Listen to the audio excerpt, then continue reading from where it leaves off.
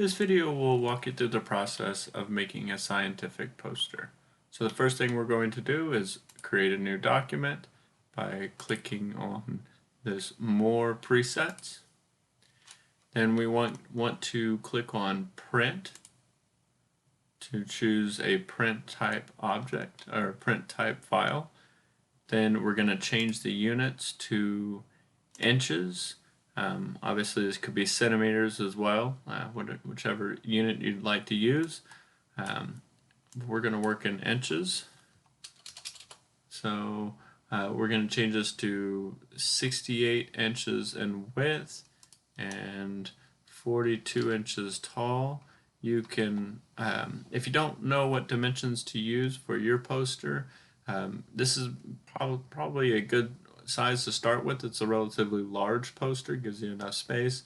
You can also look at the many of the conferences that you might be presenting at would have the preferred dimensions on, somewhere on their website. So it's really up to your preference. I mean, some people like vertical or profile orientation posters. Other people like landscape. This is one I've used in the past and it works. So I'm going to create that. And you can see that this is kind of the dimensions of the poster. The first thing we're going to do is create our outer margin. And so we're going to create a guide to do that. First thing, to create a guide, you have to first create a rectangle. And I'm going to create this rectangle to be the same size as my artboard here. So I'm going to click on the rectangle tool, go up to the top left until you see the intersect. Left click with my mouse button, drag it down to the bottom right, and release. Now this is a white with a 1-point size outer line. That is fine. We're going to change that later.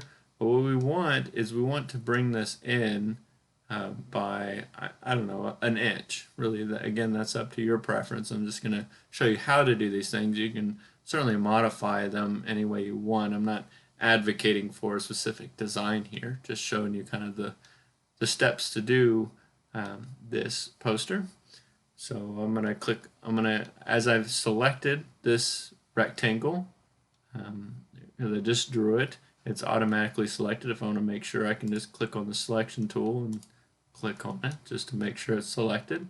Go up to Object, go down to Path, and click on Offset Path. What this is going to do is it's going to create a second object that is either larger or smaller than the original object. So if we want to make it smaller, we do type in -1, not 14, -1 on the offset, and I'm just going to click away just to make sure it's doing what we want. And it is. You see that line is on the inside of this artboard. So I'm going to click on OK. Now I'm going to click on this outer path because it didn't replace the original object, it just created a new one. So I'm going to delete that outer path. And now I see the inner path here. Now it doesn't really matter about the appearance because we're going to change it into a guide. The way to do that is to right click on that object and click on Make Guide. So now you have a guide. This shows you where to draw the different sections of the board. And all I'm going to do is I'm going to have this as a layer, its own particular layer, which I'm going to lock so I don't inadvertently move this guide, which can happen if you don't lock this into place. And there are ways of actually doing that. You can lock the guides and all that kind of stuff. We won't. The easier way, in my mind, is just to work in layers. Now, if you go down here to the right, you should see layers. If you don't see this panel here, then go up to Window, go down to Layers, and if you click on it, you'll see a window pop up. It won't look like that. It'll actually pop up in the center, and you're just going to drag it over to the left so that, because you'll be using layers quite a bit, especially in the making of the posters. So you want to have that ready access. You want to have it here on the side. So click on this layers. And this is the layer that we've been marking on. We can double click on that and say guide. You know, or you can say margin, whichever one you fancy. Click plus. Now, a quick rule of thumb: layers are on top. The upper layers are on top. So anything you draw on layer 2 is going to be overlaying the guide layer. That's kind of irrelevant here because the guide is always kind of going to show up in front, but it's never going to be printed out. It's just a guide for you, a visualization. It won't be actually printed out if you were to send it to a printing press. Okay, but this is going to be your actual organization. So I don't know what you would call this. Call it the sections, I guess. I don't know. Okay, just whatever you like. Now we're going to. Now there are actually two things you can do to each of these layers. There's actually many things, but of those many things, there's two quick things that you can do. You can make it visible or invisible. Notice that this blue line or this cyan line disappears whenever I click on the eye, the visibility button. That just shows whether you want to see it or not. And the second one is lock. So I've locked the guide. Notice I can, if I put my cursor over there or my mouse over there, I can see it. I can actually draw objects that are aligned to this because I have it as a guide, but I can't move or select that object. So that's the function of locking it. So that's a good thing. Okay, but I want to make sure that, so if I were to select this and I were to draw a rectangle, notice that I can't draw anything. It won't let me draw anything. And that's because I'm selected on a layer that is locked. So I want to select on the sections panel or layer. Okay, so the first thing I want to do is draw the title, the title rectangle. So I'm just gonna click on the left there, drag it over, and notice how it snaps to that guide. So that's the benefit of having that guide. And release. Okay, so we want to have this as a pretty large black line to give it some definition. And I'm from UT Houston, so it'd be nice if we have UT colors. So how do I get the UT colors exactly, the exact UT colors? Well, I can go online and I can type in, so I can just Google search UT school colors, and then I go down and or whatever university you have, and in this case it has UT brand guidelines. So I click on that and I go down there and it provides me the color. I mean, most universities, provide this information free, so it's, so you can either look at the RGB values, or kind of the easier is the hexadecimal code, which is right here. So you can just copy this. Now, it's kind of difficult to find where you're going to insert that color identifier. Okay. Go up to the swatches over here on the left, and if you don't see this menu up here, click on Window, click on this Control. That'll show all these nice, useful tools. If you click up here, now one way of changing the colors is to double click on it. And you can change colors this way, but it doesn't give you that exact color that you're looking for. So we're going to cancel that. Another way of changing the colors is holding Shift and clicking on this. That gives you that same way of manipulating it. You can also go over here to Color Guides, okay, and choose the tint that you want.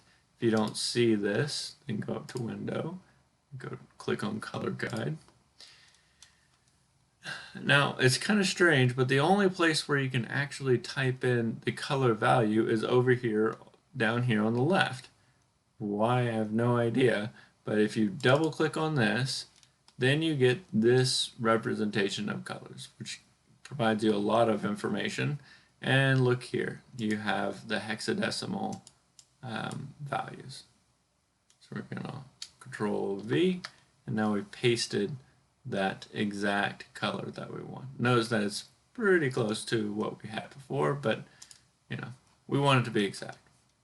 Okay, so that is the title slide, and you can change this to size, whatever size you want. We're just going to stick with that. So I'm going to click a rectangle. This time I don't want it to be filled, and we're going to do the different columns. And of course, the organization scheme is up to you, but we're just show you something.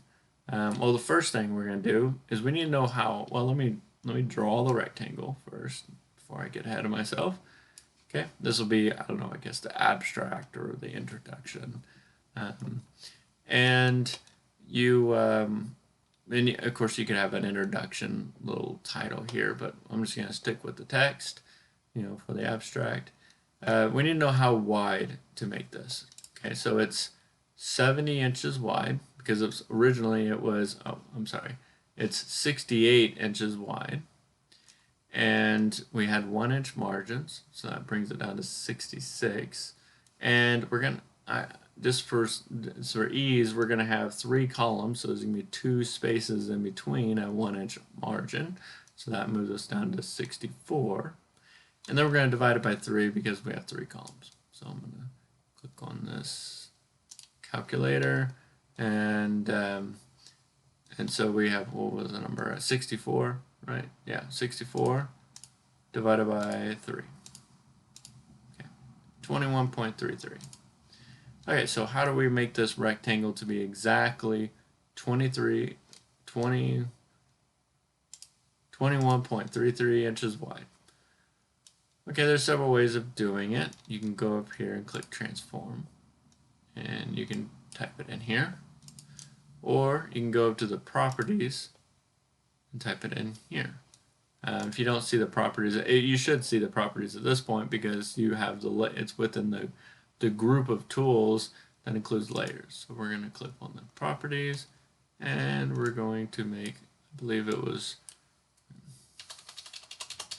21.333. Doesn't have to be exact, it's close. Okay, so we're going to drag this over, and that's the proper width. Now we're just going to copy this. I'm going to hold Alt, and then with my holding on the left mouse button, I'm going to drag it over. Then I'm going to release the left mouse button, and then release the Alt button.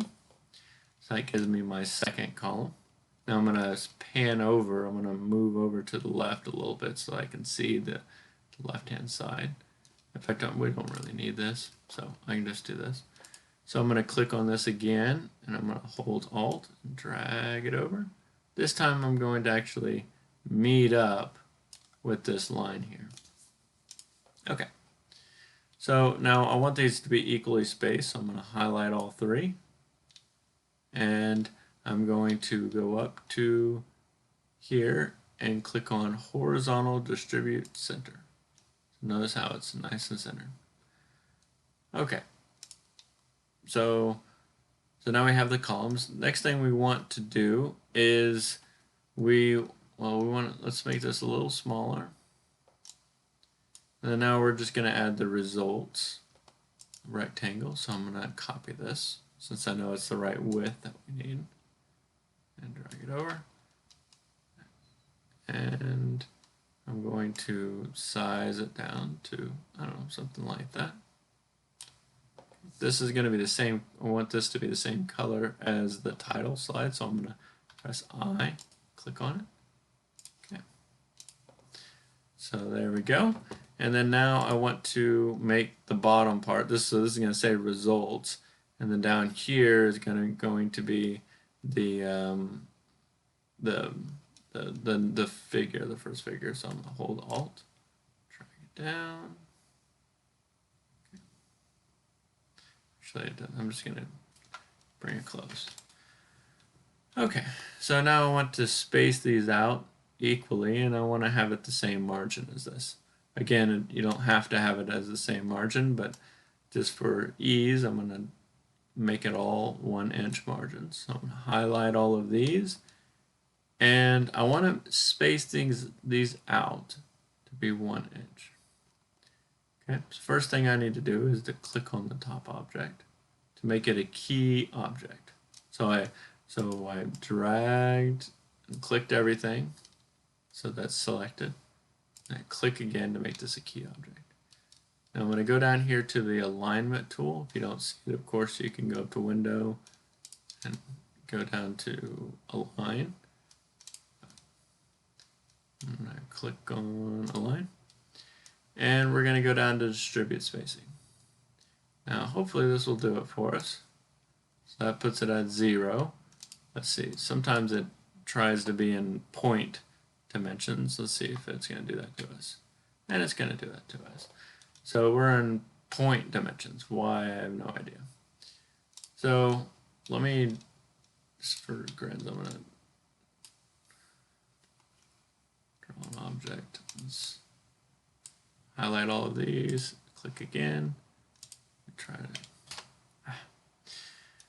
so frustrating. Okay, so it should be, the 1 inch should be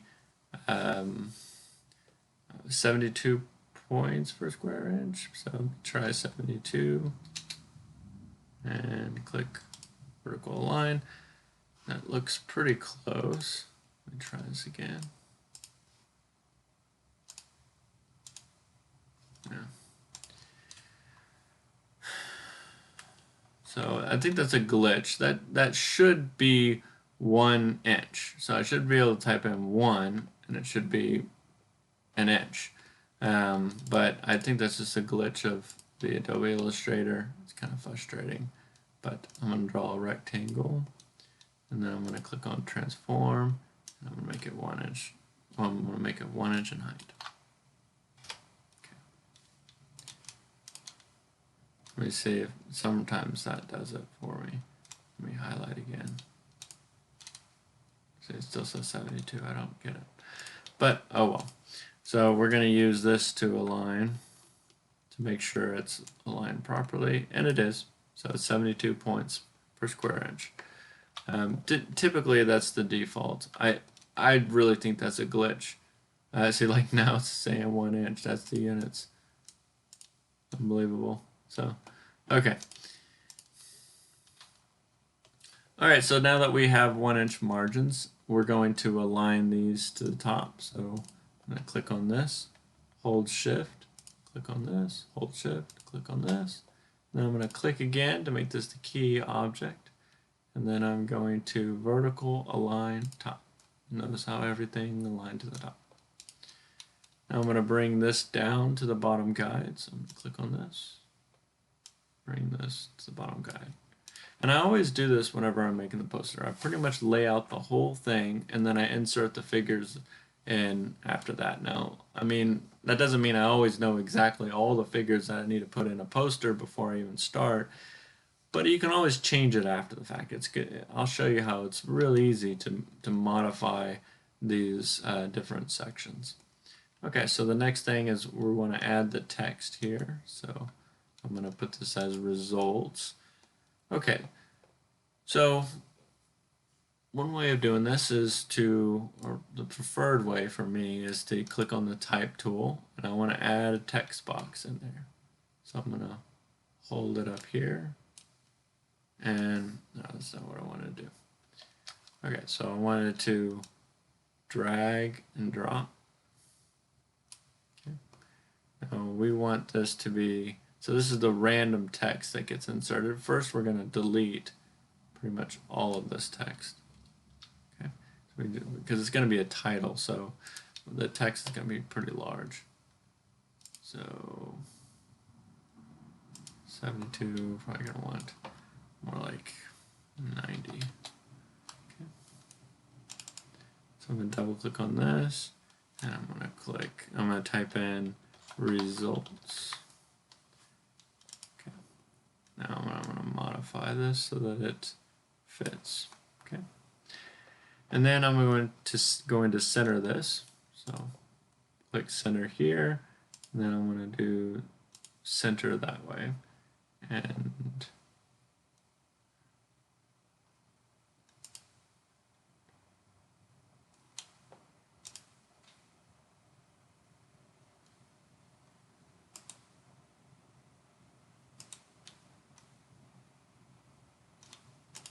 so let's see, probably because it has a, yeah. So I want to make sure it's because it wasn't centered whenever I clicked on center align. So this is the vertical center, so I expected it to go right into the center, and it didn't do that because there was a return character over here. So I deleted that, and so now it brought it right in the center. And I can increase the size. Maybe first of all, I want it to be, go over here and click, so I change the font to Arial or whatever you want. I don't know. I think I want to shrink this down a little bit. I think it's too much space for. So I highlight, first I want to select the text, bring it down, and then I'm going to click the rectangle. So you can, it'll snap to that text size, and then to that text box. Then we'll bring this up. See, now I can highlight, so I'm going to click on this, then click on, so first thing we want to do is we want to group these two objects. So let's highlight this. So I've selected both the text and the back object. I'm going to right click, click on group. Okay, so I wanted to group that because if I try to distribute the spacing, then it's going to consider this as a separate object, and it's going to space it out as well and separate these the results section here, the result title section, and the result text itself, and I don't want to do that. So I'm going to highlight all these, click on this as a reference object, go over to the alignment. Notice it says inch. I don't know why it does it now. It wouldn't before. But anyways, it's doing it now, so that's good. So now it's all spaced out as an inch again. Because remember, we resized it, and I want to make that an inch once more. Okay. So now we got the results. And I can drag this down because it's going to be more figures. And probably this is going to be a little bit more here. Now I'm going to highlight this results section. I'm going to hold Alt and drag it down. So notice that this is a new feature for Adobe Illustrator. If I change it just about right, notice that I see that 1 inch that pops aside. So I don't have to distribute spacing anymore. I see that it says that it's 1 inch, and it kind of predicted that for me, that that's kind of the spacing that I like. So I release, and I know that that's 1 inch. Oh, Control C. Now I'm going to hold Alt and drag this down, and that 1 inch will pop up again. There it is. Drag this up. Okay. So now we're at the start of a poster here. So the next thing I want to do is create another text box here. Now I don't like to click on this to create a text box. I mean, I could do that. What I could do is click on this, hold Alt to copy it, then I click on the text box, and I just click, and it would add it in there. And what it did is it just converted that rectangle into a text box, and that works just fine. I mean, this can be, you know, this is a really good poster, something like that. Oh, but I need to spell it right. Okay, perfect title. Okay, so and then I can bring it down to center, and it's Arial, and I don't know what text size you really want. 120. I like things really big, so now you can drag this back. Okay, notice how it's now in front. You say, oh, that's strange. And that's because I copied it, and that new object that I copy will always be in front of the previous object that I drew, which the first object that I drew was that title one. That was this title rectangle. So to fix that, I'm going to right click on this, range, send to back. This is a really good poster. Okay. Okay, and the last thing we're going to do is just add the text. I'm just going to add the text up to this top section here, and the same principle goes for the rest.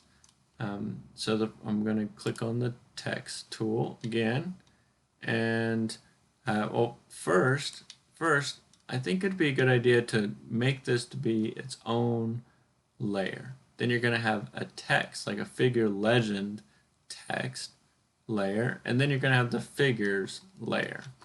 Separating them out in different layers is really a good idea. You will find that you don't want to have a million layers, but different types of things, like the organization should be on a layer, the text should be on another layer, and then the figures on another layer, and you'll find that that's going to be a lot more useful. So I'm going to create a new layer by clicking this arrow or this plus sign. Okay, and there's the sections. I'm going to lock the sections, and now we have layer 3. I'm going to type in I don't know, legends. Okay. And you just double click on here to change the name. Okay, so now make sure you select on this so that you're drawing on this layer, and then now we're going to create the text object. So we're going to start at this top right, drag it down. Okay, obviously that's too big, so I don't know, maybe 18 seems quite a bit small. Yeah, maybe 60. All right, and just to give you an idea what's going on. Okay. So there's our text. Now we want to make this justified. You'll see that there's not that option up here. And so notice I have this selected, okay, but there's no justified. Here's right and here's left, but I want justified and certainly not centered. So I'm going to click on paragraph, and then justify with the last line aligned to the left. Okay, just like that. The next thing you want is margins, right? Because you certainly don't want the letters to go right up next to the line. Now, of course, you can make this more narrow and then center it, and that could be one way of doing the margins, but that's kind of a tedious way of doing it. The other thing to do is to click on, and this is the advantage of using the area type tool, where you click on the text and you click and then you drag and you create a text box. Another way of creating text is just click on the screen and it starts a text, kind of a dynamic text box for you. But you don't want to do that. You want to just make a text box like this. Okay. So the advantage is because you have this feature where you can click on the area type options and you can modify your inset spacing, and that would be your margins. So I don't know, 0.5 may seem reasonable, and you say okay. So now you have that margin built in. Now if you see this little plus sign, that means that there's text that is not being shown here because you have more text than can fit inside this text box. It's not like PowerPoint where it will automatically resize the text so that it fits. Adobe Illustrator is not going to do that for you. So you just, well, I mean, I'm going to delete it, but obviously that text is probably important. So you need to change either the size of the box or change the font size. And of course you don't want to have different font size for different figures, so you need to change it throughout. Anyways, so that is pretty much the basics of creating a poster. I mean, there's more things you can do, obviously by putting in the figures, but I just wanted to show the very basic way that you can start a poster.